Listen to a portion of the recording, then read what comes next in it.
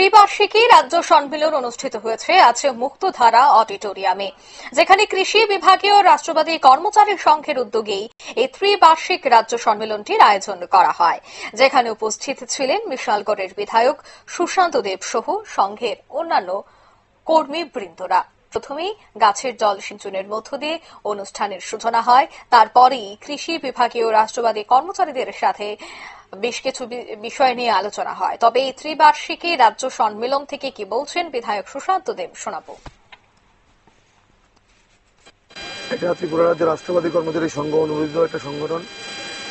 গোটা রাজ্যের কৃষি বিভাগে যেই কর্মচারীরা আছে, যারা রাষ্ট্রবাদী ভাবধারায় বিশ্বাসী, ওনারা এই সংগঠন কাজ করছেন। একটাই উদ্দেশ্য, সরকারি সুযোগ সুবিধাগুলা রাজ্যের অন্তিম ব্যক্তি পর্যন্ত আমাদের সরকারের যে দিশা সেটা পৌঁছে দেওয়া ওনাদের মূল দায়িত্ব, প্রধান দায়িত্ব।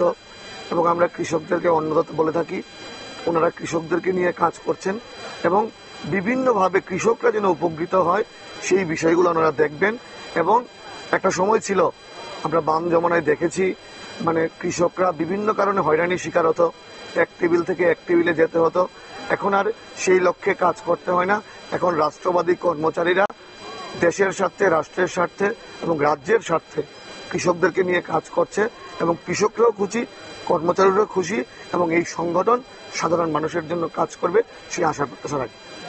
অ্যাকচুয়ালি ওনারা তো আন্দোলনের জন্য সোকল্ড বিরোধী দল বলবো আমরা, কারণ কৃষকদের জন্য ভাবনা চিন্তা করে আমাদের মোদিজি যে প্রকল্পগুলো এনেছে, মানে দেশের সর্ববৃহৎ প্রকল্প কিষাণ সম্মান নিধির মাধ্যমে প্রত্যেকটা কৃষককে সম্মান দেওয়া হচ্ছে। আমাদের রাজ্য সরকার সহায়ক মূল্যে কৃষকদের কাছ থেকে ধান ক্রয় করছে।